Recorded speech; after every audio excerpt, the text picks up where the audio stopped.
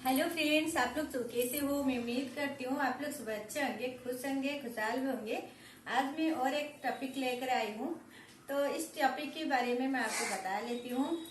हम जब नए नए शादी करके आते हैं तो ससुराल में हम कैसे एडजस्ट करके चलेंगे, यानी सबके साथ मिलजुल कर हम कैसे रह पाएंगे, सबको मन को कैसे अच्छी तरह लेकर चलना पड़ता है, तो हम ये सब काम कैसे करेंगे। आज मैं इसी बात पर आपके साथ, इसी टॉपिक पर आपके साथ बातें करूंगी। तो वीडियो को फुल आज कीजिए। तो चलिए खाना बनाने के साथ साथ बातें भी कर लेते हैं।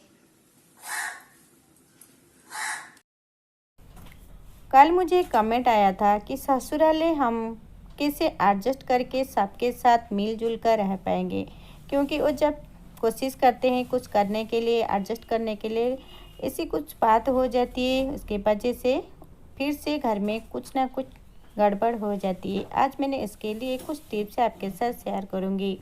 जब हम शादी करके ससुराल आते हैं तो उसके पहले हमको कुछ तैयारी कर लेना चाहिए, क्योंकि हम मायके छोड़कर ससुराल आते हैं, महल बिल्कुल बदल जाती है, क्योंकि मायके की चाल चलन थोड़ी सी अलग होती है, ससुराल की बिल्कुल अलग होती है। शादी करने के बाद हमको थोड़ी दिन मिलती है, 10-12 दिन तक हमको बैठाना पड़ता है। कुछ काम दाम ज़्यादा हम नहीं करते हैं, हम करने के लिए नहीं भी देते हैं। उसी टाइम हमको थोड़ी सी बैठ बैठ कर ये बात सोचना चाहिए, घर की ब्रेकफास्ट में क्या बनना है, सबकी कितने टाइम पर उठ रहे हैं, क्या कर रहे हैं, खाने में किस तरीके की खाना यहाँ पर बन रहा है। उनकी चाल चलन से आपको सब कुछ पता चल जाएगा। आप लोग इसी को यहाँ पर बैठे के दिमाग में ज़्यादा बातें चूते करते करते ये बात को भी समझ लेना चाहिए, उनकी घर की चाल चलन कैसी होती है, सब लोग कितने टाइम पर उठते हैं, चाय कितनी बजे होती है, नाश्ता कितने बजे होता है, क्या क्या नाश्ते में बनती है। 8-10 मिनट दिन में आपको बिल्कुल रूटीन पता चल जाएगा। तो इस बात को आप ज़रूर नोटिस कर लीजिए। बाद में आपकी सास, ननद, जेठानी, घर में जितने लोग हैं सबकी एक एक स्पेशल डे होती है, जैसे बर्थडे होती है, मैरिज एनिवर्सरी होती है, उस दिनों को आप भी थोड़ी सी याद रख लीजिए। अब इसी टाइम अब जब मिलकर खाना खाते हैं तो थोड़ी देर बैठने के टाइम खाने में कौन चीज़ किसको पसंद है वो बात भी समझ लीजिए। उनको कोशिश कीजिए जब आप खाना बनाते हैं, जो लोग गुस्सा होते हैं उसी टाइम वही खाना उनके लिए बना लीजिए। उनके लिए तो नहीं, सबके लिए वही रेसिपी बनाकर सबको खिला लीजिए। और जो लोग गुस्सा है उनके साथ थोड़ी सी बैठकर बातें भी कीजिए। और एक बात मैं आपको बताती हूँ, यहाँ पर देखिए मैं ब्रेकफास्ट बना रही हूँ। रोटी के साथ यहाँ पर मटर, आलू और गाजर, हरी प्याज की पत्ती, सबको यहाँ पर प्याज डालकर भून ली थी। सारी सब्जी को मैंने डाल दिया। अब इसमें डाल दूँगी नमक, जीरा पाउडर, धनिया पाउडर, लाल मिर्च पाउडर, सारी सूखा मसाला डालकर अच्छी तरह मैंने फ्राई करके निकाल लूँगी। यहाँ पर रोटी के लिए मेरी सब्जी भी बन जाएगा। तो मैंने क्या बात स्टार्ट करते हैं। बैठकर बातें करते हैं तो कोई ना कोई बात आपको पता चल जाती है, किसके मन में क्या होती है। लेकिन आप लोग कुछ दिनों के बाद जब किचन में जाते हैं, खाना बनाना स्टार्ट करते हैं, सब लोग जितने बजे से उठते हैं उसी टाइम से आप लोग भी उठ जाइए। उठने के बाद सबको चाय देने के लिए कोशिश कीजिए, क्योंकि दिन की शुरुआत चाय से होती है। आप सब लोग को एक एक कप चाय दे लीजिए। और चाय देने के बाद ब्रेकफास्ट में क्या बनेगा तो सास जी नहीं तो जेठानी जी को एक बार पूछ लीजिए। वो लोग जब सब्जी काटते हैं तो उनके पास भी आप लोग थोड़ी देर बैठ जाइए, बातें कीजिए। नहीं तो वो सब्जी काटते हैं, आप मोबाइल लेकर बेडरूम में चले आते हैं, नहीं तो टीवी देखते हैं। ऐसा मत करना, उनके पास बैठकर थोड़ी सी कुछ बातें कर लीजिए। क्योंकि मैं जॉइंट फैमिली में बिलोंग करती हूँ, मुझे पता होती है क्या करना चाहिए। तो मेरी अनुभूति से मैं आपको बता देती हूँ। एक लोग काम करते हैं तो आप उनको छोड़कर अपनी बेडरूम में चले जाने से उनको मन में थोड़ी सी हड़बड़ी होती है, मैं काम कर रही हूँ, वो जाकर बेडरूम में बैठा है। तो आप लोग ऐसा मत कीजिए। वो सब्जी काट रहे हैं तो आप लोग इनके पास बैठकर थोड़ी सी बातें कीजिए कि भाभी जी आप क्या खाना पसंद करते हैं, घरे पापा जी क्या खाना पसंद करते हैं, सास जी क्या खाना पसंद करते हैं, या देवर क्या खाना, ये सब कुछ उनसे ही पूछ लीजिए। धीरे धीरे पूछने के बाद उनके साथ थोड़ी देर बैठिए, बातें कीजिए। लेकिन बातें करते करते इसे कुछ बात मत बताइए जो उनको बताना नहीं चाहिए। आप लोग क्या करते, बैठे बैठे इसी तरीके की बात कीजिए जो बात किसी की के लिए बुरा नहीं मानेंगे वो लोग। जैसे मैंने आपको बताया, खाने के बारे में पूछ लीजिए, हमारे घर में कौन सा त्यौहार अच्छे से मनाते, इस सब ऐसी ही बात कीजिए। किसी के बारे में बात मत कीजिए। सास जी के बारे में जेठानी जी को मत बताइए, जेठानी जी के बारे में सास को भी मत बताइए, ननद के बारे में भी किसी को कुछ भी नहीं बताइए। जो बात है अपने अंदर रख लीजिए। तो अब ज़्यादातर सास ससुर सोचते हैं कि शादी के बाद मेरा बेटा बिल्कुल बदल चुका है, क्योंकि हस्बैंड हमारे पास बैठ जाते हैं, उनके पास नहीं बैठते हैं, उनके लिए टाइम भी नहीं देते हैं। तो उनको थोड़ी देर हस्बैंड को बोल दीजिए कि उनके पास थोड़ी देर बैठिए, बैठकर बातें कीजिए। वो लोग भी थोड़ी देर बातें करने के टाइम आप चाय लेकर उनके पास भी थोड़ी देर बैठ लीजिए। बैठकर मिलकर कुछ बातें ज़रूर कीजिए। शादी के बाद घर में जितने सारा त्यौहार होती है हमारे लिए, नई दुल्हन के लिए तो साड़ी लेकर सब लोग आते हैं।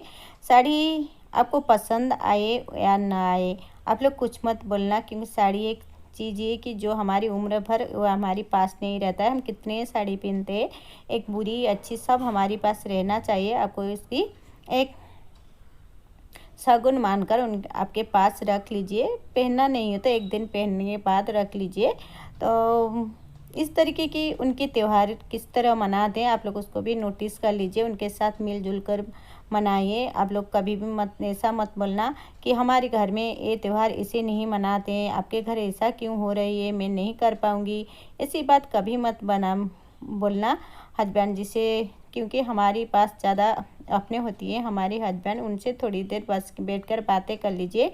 आपके घर में ये सब त्यौहार हो रही है, मुझे तो पता नहीं था, लेकिन मैं किस तरह त्यौहार मनाऊंगी मुझे थोड़ी सी बता लीजिए। नहीं तो हस्बैंड नहीं बता पा रहे हैं तो सास जी की नहीं तो जेठानी जी को पूछ लीजिए हमको क्या करना चाहिए, सुबह कितने बजे उठना चाहिए। इस सब धीरे धीरे पूछते पूछते आप लोग देखते देखते सब समझ जाएंगे।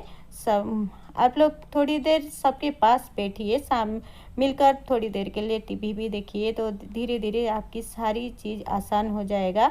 जो लोग आपको पसंद नहीं करते वो लोग आपको भी धीरे धीरे पसंद करेंगे। यहाँ पर ब्रेकफास्ट बन चुका था तो मैं आ गई थी यहाँ पर लंच बनाने के लिए।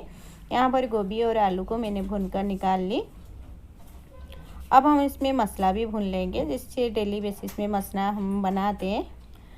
तो यहाँ पर बातें के लिए हाँ आप लोग सारी चीज़ तो करते हैं, लेकिन सबसे पहले सास ससुर हमारी माँ बाप जैसे होती है। माँ बाप तो नहीं है लेकिन फिर भी हमारी माँ बाप जैसे हैं, उनके वो बुजुर्ग होती है, उनको थोड़ी देर सम्मान कीजिए, उनके पास बैठिए, उनके साथ बातें कीजिए, तो वो लोग धीरे धीरे आपको भी अपना लेंगे, आपकी सारी बातें उनको अच्छी भी लगेगा। तो इस तरीके की थोड़ी देर उनके पास बैठकर उनकी तबीयत के लिए ध्यान दीजिए। उनकी मेडिसिन वगैरह जो खा रहे हैं उनको भी थोड़ी सी चेक कर लीजिए, बीच बीच में उनके पास मेडिसिन ख़त्म हुआ कि नहीं, बीच बीच में पूछ भी लीजिए, तो उनको पता चलेगा कि हाँ हमारी बहू हमारी केयर कर रही हैं। अपने हस्बैंड भी थोड़ी देर बोल लीजिए कि उनके पास बैठकर कुछ ही बातें कर लेंगे।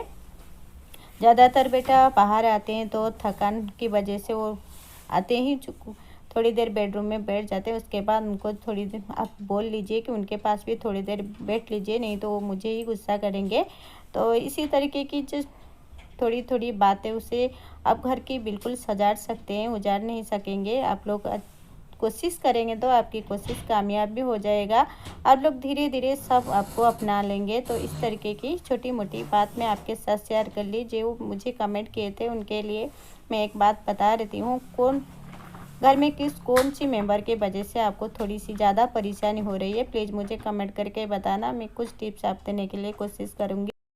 आज लंच में मैं गोभी आलू मटर की सब्ज़ी बना रही हूँ और दाल भी मैंने बना चुकी हूँ। इसी तरीके की आज बना था घर में लंच। ब्रेकफास्ट में तो रोटी के साथ सूखी सब्ज़ी बना ली थी। तो इसी तरीके की आज की छोटी सी ब्लॉग आपको पसंद आए तो प्लीज़ मुझे कमेंट करना, और कौन सी बात पर आपको सुनने के लिए पसंद होगी, कौन सी टॉपिक आपको चाहिए, तो प्लीज़ मुझे चुनकर कमेंट करके बताना। देखिए यहाँ पर मेरी मसाला भून चुका था तो यहाँ पर डाल दी मटर को अब हम थोड़ी देर भून लेते हैं।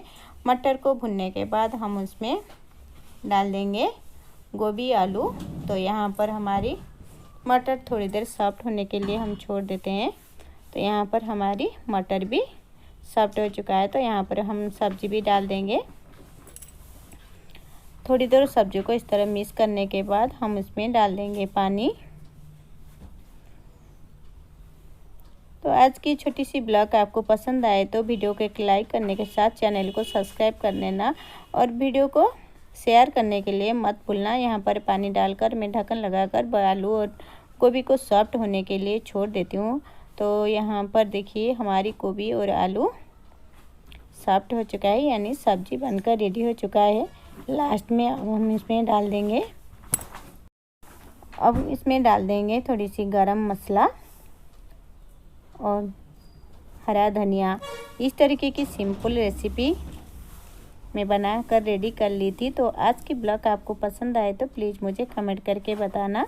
वीडियो को मैं यहीं पर रखती हूँ।